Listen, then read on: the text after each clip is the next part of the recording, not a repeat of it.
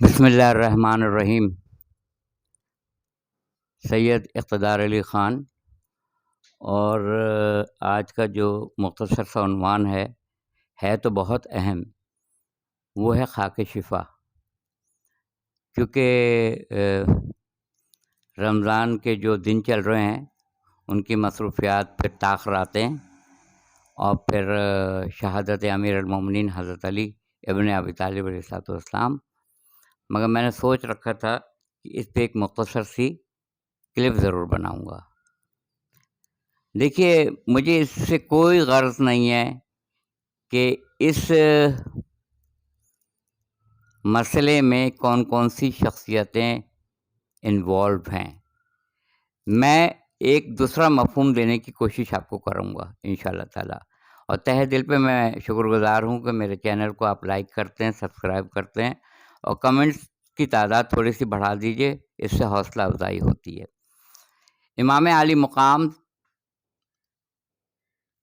حسین ابن علی علیہ السلام 2 محرم الحرام کو ریگزار کربلا پہ آپ کا رہوار رک گیا۔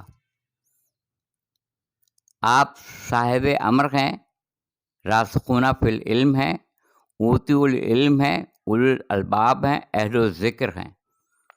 آپ کو پتہ ہے یہ کون سا مقام ہے؟ دنیا والوں کو دکھانے کے لیے آپ نے 7 رہوار تبدیل کیے، 7، اور 7 رہوار نے قدم آگے بڑھانے سے انکار کر دیا۔ رہوار جو بچے نہیں جانتے ان کو میں بتا دوں، جس کو ذوالجناح کہا جاتا ہے، جسے دلدل کہا جاتا ہے، جسے گھوڑا ہم عام اصطلاح میں گھوڑا استعمال کرتے ہیں، گھوڑا، تو وہ تبدیل کیے، گھوڑے آپ نے تبدیل کیے 7، اور 7 رہوار نے قدم آگے نہیں بڑھایا۔ تو لوگوں سے پوچھا کہ یہ کون سی زمین ہے؟ امام جانتے تھے؟ پھر امام کس بات کے؟ صاحب امر کس بات کے؟ راسخون علم کس بات کے؟ جب آپ کو پتہ ہی نہیں کہ کون سا مقام ہے۔ آپ دنیا والوں کو وہ مقام بتانا چاہتے تھے۔ کسی نے کہا ماریا، کسی نے کہا نینوا، کسی نے کہا القمہ، کسی نے کہا غازریہ۔ ایک ضعیف شخص آیا، اس نے کہا فرزند رسول، حاضی کرب او بلا، یہ کرب اور بلایات کی جگہ ہے، یہاں سے آپ فوراً روانہ ہو جائیں، نکل جائیں، کیونکہ جتنے نبی یہاں آئے ہیں زمین پر، عراق میں جو زمین ہے کرب و بلا، یہاں جتنے بھی انبیاء آئے ہیں، جتنے بھی، انہوں نے سکھ نہیں اٹھایا ہے، دکھ اٹھا کے گئے ہیں، آپ بھی روانہ ہو جائیں۔ جب آپ نے یہ سن لیا کہ یہ کرب اور بلایات کی جگہ ہے، تو آپ نے اپنے بھائی حضرت عباس علیہ السلام سے کہا خیمے لگانے کے لیے، اور خیمے دریائے فرات کے کنارے پہ لگائے گئے تھے۔ امام کو، نبی کو جو لوگ اپنے جیسا تصور کرتے ہیں، تو امام، دنیا والے جو امام بناتے ہیں وہ اور ہیں، اور جو خدا کی طرف سے منصوص من اللہ ہوتے ہیں، جو اللہ تعالیٰ جن کو امام قرار دیتا ہے، وہ مختلف ہوتے ہیں۔ امام کو پتا تھا کہ مستقبل کا مورخ لکھے گا کہ یہ جتنے بھی روضے بنے ہوئے ہیں یہ ناجائز ہیں، نعوذ باللہ، اس لیے کہ کسی غیر کی زمین پر قبضہ کر کے روضے بنا لینا اور وہاں پہ حاضری دینا، وہاں پہ زواروں کا آنا، وہ تو روضے ہی ناجائز ہیں۔ کیا آپ کسی جگہ پہ کوئی مکان خریدے بغیر رہ سکتے ہیں؟ کیا آپ یا ہم اپنی قبر، اس کا پیسہ دیے ہوئے وہ قبر اپنے مرحوم کے لیے استعمال کر سکتے ہیں؟ نہیں کر سکتے ہیں نا۔ جائیں گڈھا کھود دیں، جا کے وادی حسین میں، میوہ شاہ قبرستان میں مردے کو لٹا دیں، کہے گا پہلے پیسہ دیجئے، پیسے سے قبر ملتی ہے۔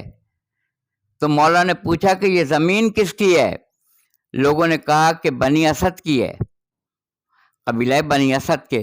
ابھی بھی لوگ آتے ہیں عاشور کے دن، اور ان کو حکم یہ ہے کہ وہ امام سے اجازت نہیں لیں گے، آئیں گے اور روضے کے پاس سے سلام کرتے ہوئے گزر جائیں گے تیزی کے ساتھ، وہ سلام نہیں پڑھیں گے۔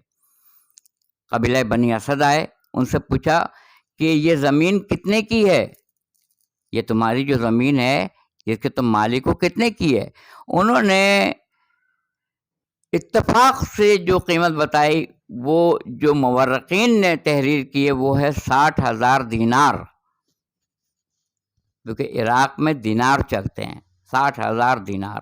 امام نے وہ رقم اسی وقت قبیلہ بنی اسد کے لوگوں کو دی کہ میں نے تم سے یہ زمین خریدی اور اب میں خرید کے تم کو ہبہ کر رہا ہوں، تم کو واپس کر رہا ہوں، پیسے بھی دے رہا ہوں، تمہاری زمین بھی تم کو واپس دے رہا ہوں۔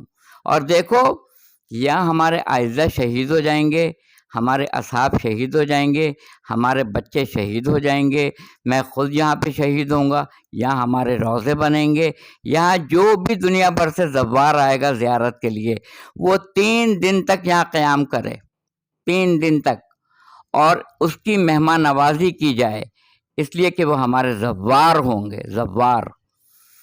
تو آج پتہ چلا کہ امام نے 3 دن کیوں کہا تھا کہ ہمارے زائر 3 دن تک رہیں گے یہاں روضے پہ ہمارے۔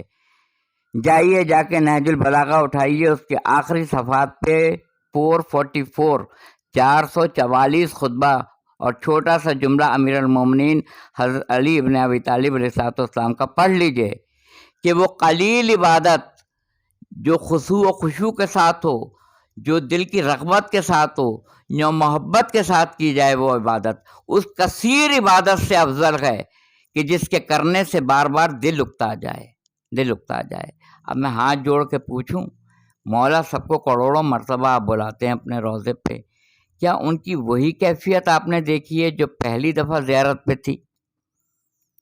کیا جب وہ 50 60 70 80 مرتبہ آئے ہوں گے آپ کے روضے پہ تو کیا ان کی ویسے ہی دل کی کیفیت ہوگی جیسے پہلے زیارت کے دن کیفیت تھی؟ اپنے دل پہ ہاتھ رکھ کے بتائیے کہ جو پہلے دن آپ زیارت کر لیے گئے تھے کیا وہی تاثر اور وہی چیز آپ کے دل میں ہے جو آپ 50ویں اور 60ویں زیارت پہ کر رہے ہیں؟ کیونکہ یہ تو اسی طرح ہوا کہ ایک گلی سے نکلے دوسری گلی میں چلے گئے، پھر اس گلی سے نکلے اپنی گلی میں آ گئے، پھر اپنی گلی سے دوسری گلی میں چلے گئے، اور رہ گئی یہ بات کہ اس کی نیلامی کی گئی۔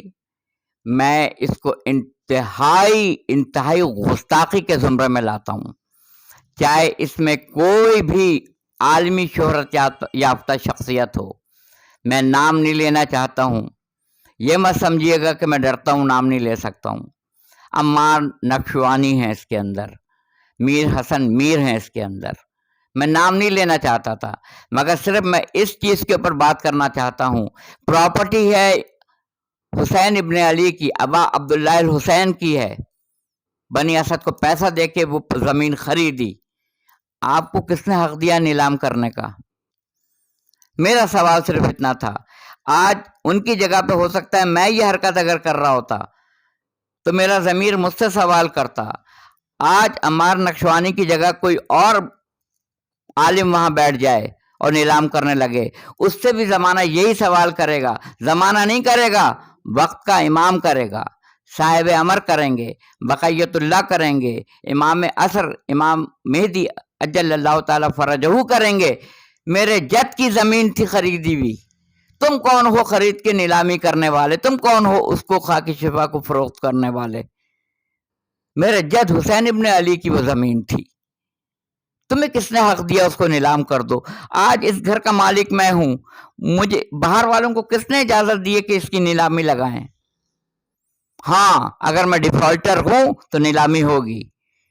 آل محمد اور ڈیفالٹر، معاذ اللہ، نعوذ باللہ۔ آل محمد کا یہی معجزہ کچھ کم ہے؟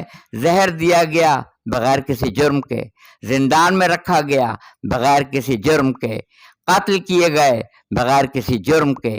جب کسی کو آپ زندان میں ڈالیں گے، جب کسی کو آپ ماریں گے تو اس پہ فرض جرم بھی لگائیں گے۔ اہل بیت پہ کیا لگائیں گے آپ فرض جرم؟ اس لیے کہ وہ راسخون فی العلم تھے۔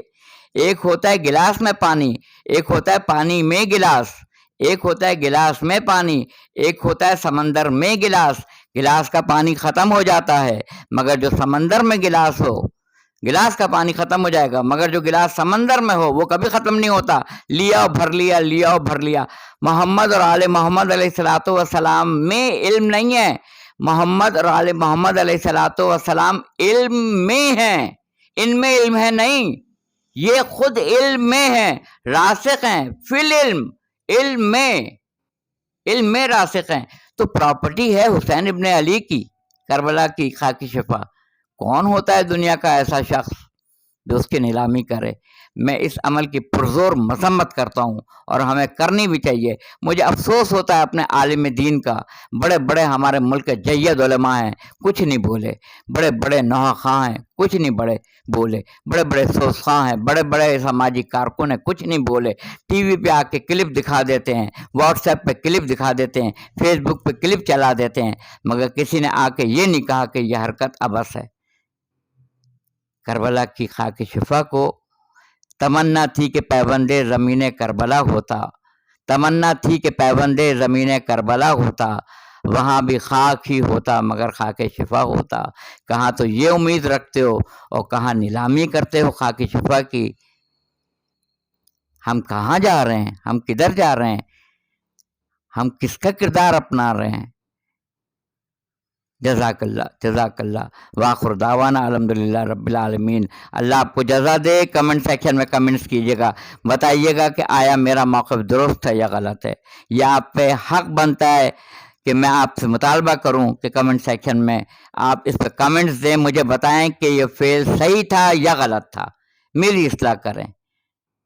جزاک اللہ۔